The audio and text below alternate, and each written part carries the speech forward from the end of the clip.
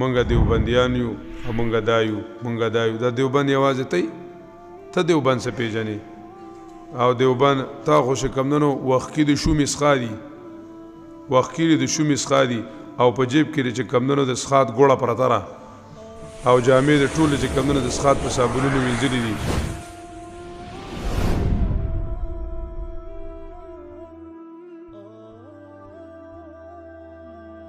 لا اله الا الادر لا رب الا الادر هغې پسې روان شو نو لا يتخذ بعضنا بعضا اربابا من دون الله ولا يتخذ بعضنا بعضا انو بجوړی ځنې زموږ نه ځنو لره ذموار د هیلو د حرمت اربابا ذموار د هیلو د حرمت من دون الله رب چې د تشریع توحید فی التشریع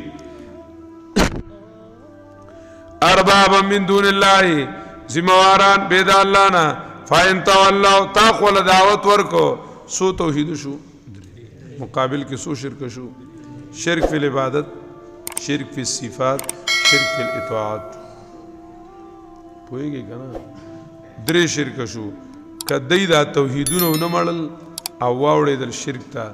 فقولوا اشهدوا ورته وایي چې زه په دغه خلکو پسې نه ځم زه خو ګوره یو د الله یم زه دا ټول توحیدونه منم د الله دپاره ما چاته غاړه ایښې ده الله ته ایښې ده زه چې کمدنو د حالاتو نه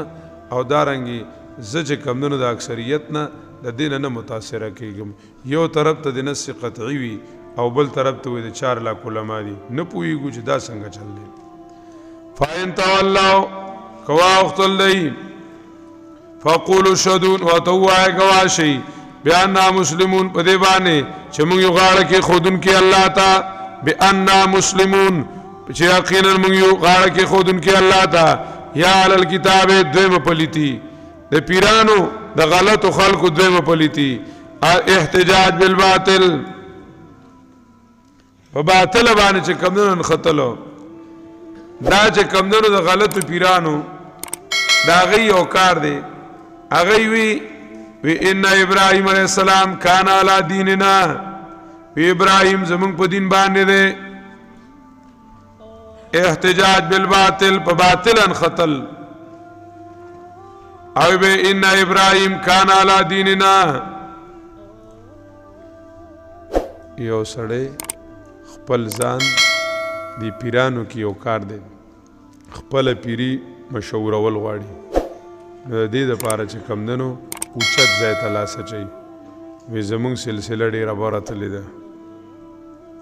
زمونږ سلسله څه شی ده ډېره بره تللې ده یو تن چې کمدنو ولګېدو نو پیري یې مشهوروله خپله نو هغه چې کمدنو وي سندل باباجي د شیشي د احمد ګنګوي صاحب سو دغه موریدو او ما چې کمدنو د سندل باباجي نه بیعت کړی دی وی چې زما سلسله رشید احمد ګنګوي ته څه شي ورسي هغه رشید احمد ګنګوي لیدلی هم نو هغه لیدلی هم نو د داسې د غار د سوړي نه دغه بابا راویستو سندل باباجي راجوړ چا پیژنده نه او کله په کراچو ګرځوه کله په یو ځای ګرځوه او بیا د کراچۍ مولانو مجیبه خلک ته خولې به ورته داسې کړې مولا به دې خوله کې لاړې تو که اسخا چاټو دا به ورته چې کمدنو ناستو او چا به سکول په ګیلاس باندې به جنګو چې په هغه به په کم ګیلاس کې اوبه وڅښلې په دی کې چې کم تبرکاتو او دا به لګیا بس په ګیلاس باندې جنگ شوی دی توبه الله زمارې په توبو توبه سندل باباجي په ګلاس باندې سندل باباجي ایمان تیر کړی خدای دې وبخي تللی د دنیا نه خو لکه دا د دې دپاره چې مونږ چې کمدنو کله وي وی مونږ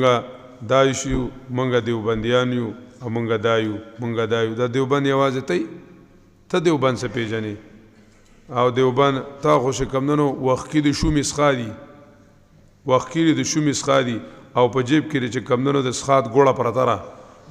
او جامې د ټولې چې کمدنو د څښات په صابونونو وینځلي دي او مونځ ته چې ولاړې د څښات په جانماز ولاړې تلاوت چې کوې د څښات په قرآن مجید کې کوې ته داسې شي دیوبند دی دیوبند دا خیرات ته څه دیوبند دی ما دا وایي ما دیوبند دی نوم موندلی دی ته شو دا د دې دپاره هسې چې کمدنو د چندو د غونډولو دپاره د دې دپاره نه کار وکړه دیوبند ته وګوره الدیوبندیه چې مولانا عبیدالله سعدي کتاب لیکلی دی تاسو به چې ته لیدلی یا نه دا کتابونه کله کله چاپ شي په سټال کې پراتی وي خلک اخلي خو چې کله نینو بس بیا نینو کنه. عبید الله سعودي صاحب هغه د دیوبند باره کې چې کوم یو مقاله لیکلې ده د دیوبند دغه دی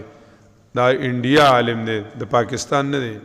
ناغر دیوبندیت تعریف کړی دی اد دیوبندیه په نوم باندې دنه پکې په کتاب کې پای کې لیکلی دي چې دیوبندیت څه ته وایي. یو نوم د صحیح عقیده، دویم نوم عمل خالی د بدعاتو نه، دریم په فروعاتو کې د فقه حنفي چې کم دنو ترویج کول. فقه حنفي په فروعاتو کې د فقه حنفي اقتدا. سلورم د اخلاق د اصلاح د پاره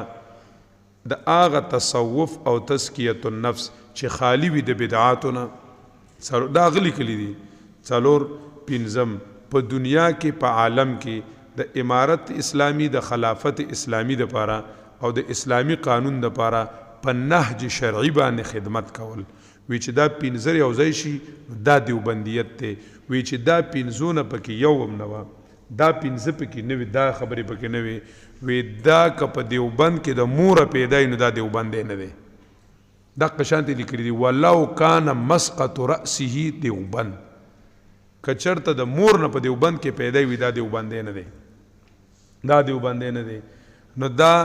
د دیوبند چې کمونو نوم اخلي دیوم د ابراهیم علیه السلام نوم ته شغسته وی ابراهیم علیه السلام زمونږ په دین باندې. نو قرآن وی دا سوره کم عقل دی. ابراهیم علیه السلام کله تیر شوی دی، نصرانیت کله شروع شوی دی او یهودیت کله شروع شوی دی. یهودیت د ابراهیم علیه السلام نه تقریبا 1000 کاله پس شروع شوی دی او نصرانیت ته 2000 کاله پس شروع شوی دی. ان دا لکه د دې مثال داسې دی لکه چې اوس یو سړی راپاسي نشنلی او هغه وایي چې نبی علیه السلام نشنلی نو لکه نشنلتوب خو د هغه رز راووتو چې دا چې کمونو ته نبی علیه السلام ته نسبت کوي نو د دې هم دغه شانتي و د بې وقفتیا وه. یا اهل الکتاب یا کتاب والو لما تحاجون فی ابراهیم تاسو ولې چې کمونو جګړې کوئ او دلیلونه وایي په باره د ابراهیم علیه السلام کې او نه دي نازل کړی شوي تورات او انجیل مگر پس د ده نه. افلا تعقلون وایي تاسو چې کمونو د عقل نه کار نه اخلئ. په دې خپله خبره کې هم که لږ سوچ وکړو که نه بل دلیل ته حاجت نشته ستاسو خپل عقل کافي دی خو که درکې وی. افلا تعقلون وایي تاسو عقل نه کار نه اخلئ. ها